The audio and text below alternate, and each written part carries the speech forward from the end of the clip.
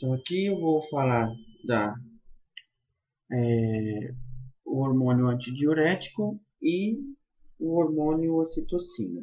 Os dois hormônios, eles saem da hipófise posterior, igual está mostrando aqui no slide, e são produzidos no hipotálamo.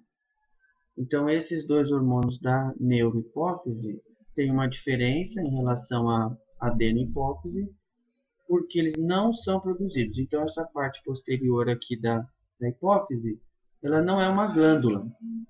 Ela só armazena e vai secretar esses dois hormônios aí, que é o antidiurético, também chamado de vasopressina, e a ocitocina.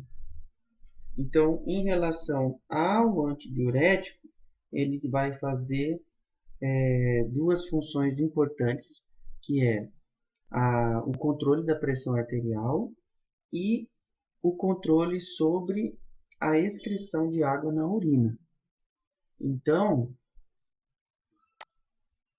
dá para ver aqui, ó, que eu já grifei, que na ausência do antidiurético, que é o ADH aqui, na ausência dele, o que vai acontecer? A, a água será excretada em maior quantidade na urina. E, em contrapartida, a presença do antidiurético, que é o ADH, vai fazer com que exista maior permeabilidade dos ductos e dos túbulos coletores lá no rim, ou seja, a água vai ser reabsorvida. Assim, vai manter os níveis osmóticos da corrente sanguínea. Isso daqui é a função de antidiurese, né? Diurese e antidiurese do ADH. O outro fator dele é o controle de pressão arterial. Isso acontece por conta da volemia, que é a concentração de sangue, né, nos vasos. Então, se essa concentração abaixar muito, o, o ADH é liberado novamente e ele faz uma função de vasoconstrição. E esse sistema é um feedback, né, negativo, porque ele, enquanto a volemia vai baixando, o antidiurético vai sendo liberado para voltar às concentrações normais. E no caso do rim, ele também faz esse mesmo feedback, porque se você tiver com falta de água no corpo, ele vai fazer o quê? Vai fazer com que baixe os níveis de antidiurético e reabsorva a água pelo próprio rim, jogando essa água de volta na corrente sanguínea, certo? Então esse hormônio ele faz essas duas funções fisiológicas de controle de diurese e pressão arterial por conta da vasoconstrição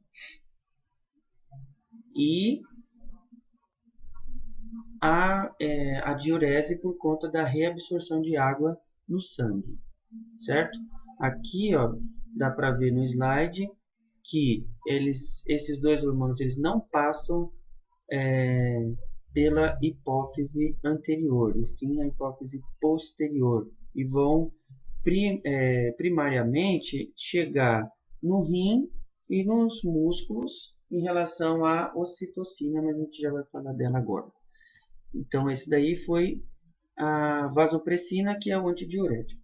No caso da ocitocina, ela vai ter uma função mais importante em relação à ejeção de leite pela glândula mamária, a contração uterina, só que no momento em que o útero estiver grávido, né? Então, enquanto não tiver nada dentro do útero, não vai ter essa função aí. Ela não faz essa função. A ocitocina também, ela tem, além de contração uterina e, como vocês podem ver aqui, nesse slide aqui, cadê? Aqui, ó. A contração uterina fica sobre o trabalho de parto, né? Então, vai ter essas contrações aí, mas só quando tiver o útero grávido. Também tem o afastamento da síntese púbica e a dilatação do canal vaginal. Todos essas reações fisiológicas vão ser controladas pela ocitocina, só que somente no momento em que tiver o útero grávido. A ocitocina também faz aquela outra função que a gente falou, que é sobre a produção de leite. Aliás, produção não, a ejeção de leite.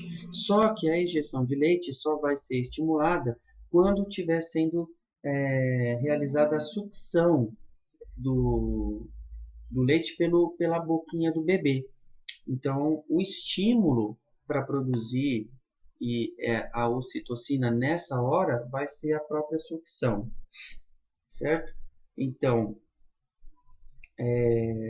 além disso, a, a vasopressina ela ainda pode atuar no comportamento social do indivíduo, ainda pode atuar na agressividade, porque a vasopressina também ela tem um efeito inibidor de serotonina. E serotonina é o hormônio do prazer, assim, né, do relaxamento, satisfação. Então, a vasopressina ela inibe essa função aí. E também a vasopressina atua na facilidade de aprendizagem e de retenção do conteúdo em memória, certo? Então também tem essas outras funções aí. O... Deixa eu ver o que mais. Ah, sim, a ocitocina também tem outro fator em relação à ansiedade.